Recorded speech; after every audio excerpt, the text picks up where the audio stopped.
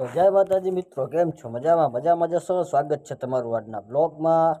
આજની સવાર પડી ગઈ આપણી ગૌશાળાએ, અને ગૌશાળાનો નજારો તો કાંક આવો. હવે ધીરે ધીરે બધી ગાયો ભેરી થશે ને પછી જશે આડમાં. બસ થોડીક જ વાર છે આડમાં જવાની ગાયને. અને હવે આપણે જવાનું છે ઘરે, ને ઘરે જ જવાનું છે વાડીએ. કેવો લાગે હા નજારો સવારના પોરનો. આપણે જતા ઘરે ને ગાયો આવતી હતી ગૌશાળાએ. તો પછી આપણે રહી ગયા ગાયોને જોવા ઊભા.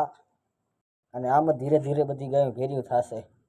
ગાયોને જોઈને જવા લાગે આપે દુકાને, અને દુકાનેથી જવાનું છે આપણે વાડીએ. હું જાતો તો ઘરે દેખાડું મંદિર, તમને પણ દેખાડી દઉં અમારા ગામનું મંદિર. તો મિત્રો આવો કાંક લોકેશન છે આપણા ગામના મંદિરનો. અને ઠાકરની ધજા ફરકે એટલે કોઈના બાપની તાકાત નથી કે આપણું કાંઈ બગાડી લે. જય ઠાકર. પછી આ દુકાને, અને પણ ભાઈ પણ આવી ગયો તો આપણે તેડવા. હવે આપણે જવાનું છે વાડીએ. તો પછી શું, ગામમાં નીકળી ગયા વાડી તરફ જવા માટે.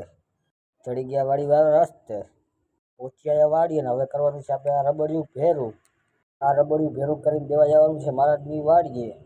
તો મારા ભાઈ જેવો ભાઈબંધ જવા લાગે એવું ખૂણે રબડિયાને ભેરું કરવા માટે. તો પછી થોડી દેરમાં એને બોલાવી દીધી બાકાજી કે રબડિયું ભેરું કરવાની. અને જો મિત્રો, આ કામ બધા માણસો ના કરી શકે, ખેડૂત પુત્ર જ કરી શકે. જો બાકી રબડિયું એમ વીટાય છે ને મિત્રો, થોડી દેરમાં રબડિયું વીટાઈ ગયું છે.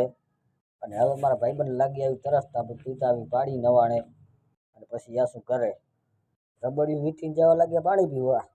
પાણી પીને રબડિયાને બેહાર દીધું હોંડામાંથી. હવે આપણે જવાનું છે ઘરે. ઘરે એટલે મહારાજની વાડીએ રબડિયું દેવા. રબડિયું લઈને પહોંચી આવ્યા ગામમાં. ગામમાંથી પહોંચી આવ્યા સીધા મહારાજની વાડીએ. ને આપણું મિશન થઈ ગયું કમ્પ્લેટ. હવે જવાનું છે પાછું ઘરે.